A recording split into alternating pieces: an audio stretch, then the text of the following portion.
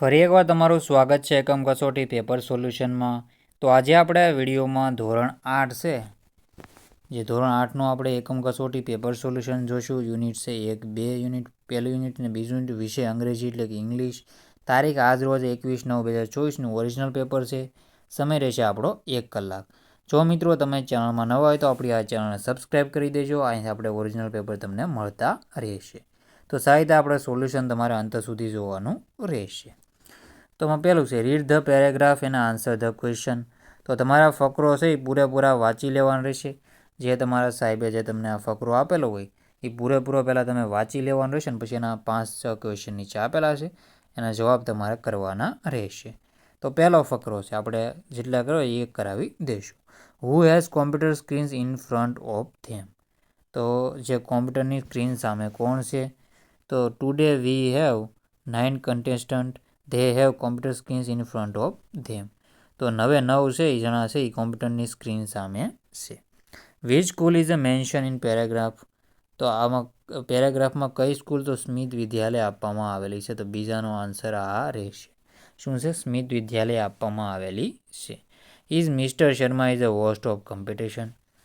નહીં, no mister Sharma is not host of competition, કેમ કે મિસ્ટર પરમાર હતા. કોણ? તો મિસ્ટર પરમાર છે. ત્રીજાનો આન્સર રહેશે. પછી છે ચોથું છે mister Parmar is a laptop is the scorer of the quiz. તો બિલકુલ સાચું વિધાન છે આ. Find out similar word contest. તો કોન્ટેસ્ટનું જે છે એનું સિમિલર વર્ડ છે તો શું છે? એમાં છે 4th annual smart student of the school contest. Competition, તો કોમ્પિટિશન કહી શકો. કોન્ટેસ્ટનું કોમ્પિટિશન તમે કહી શકો.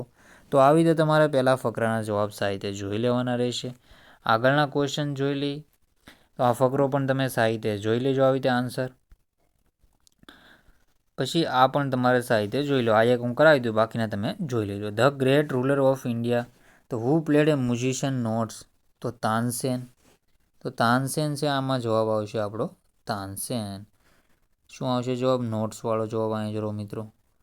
He is played different type music and notes of king. તો પહેલાંનો આન્સર આ રહેશે.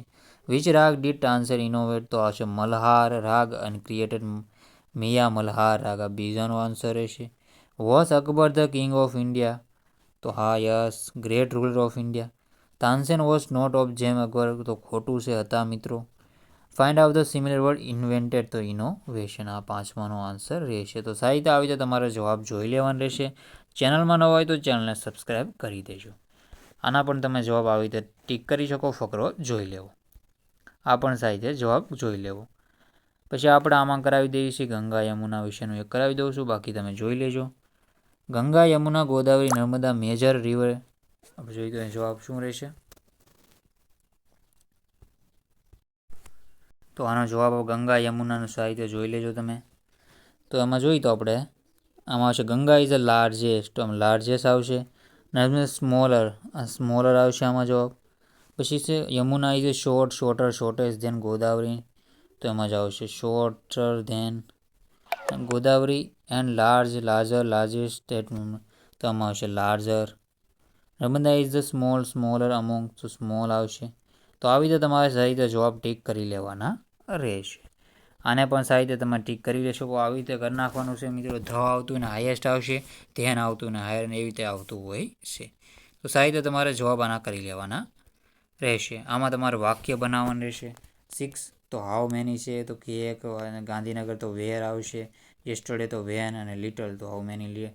એમાં તમારે જવાબ ખાલી આવી રીતે આપવાના રહેશે. સાહિત્ય જોઈ લો આ. પછી આમાં રેમિંગ વર્ડ અલગ પાડવાના રહેશે. આ પણ સાહિત્ય કરી લેવું. જેમ કે પ્રાસ મળતો હોય એવા આપણે ઘરે કરાવી દઈએ. હાલો, આ ટચ અને વોચ છે એ મળે છે. શ્યોર અને ક્યોર મળે છે એનો પ્રાસ. પુટ અને કૂટ આવી રીતે. Put cut. તો 2 પ્રાસ મળ્યાનો. તો આવી રીતે. પછી catch match, fast feast, lift gift, white die. આ નહીં આવે. રાઈટ આ આવશે, આ આવશે, આ આવશે. તો આવી રીતે તમારે ખાલી સમાન પ્રાસવાળા શબ્દો ગોતવાના રહેશે. સાહિત્ય આવેના જવાબ જોઈ લેવા. આમાં લખવાનું રહેશે ને આ પેરેગ્રાફના પણ જવાબ કરી લેવાના રહેશે. તો મિત્રો, આ પેપર સોલ્યુશન હવે એન્ડ કરીએ છીએ. જય હિન્દ, જય ભારત.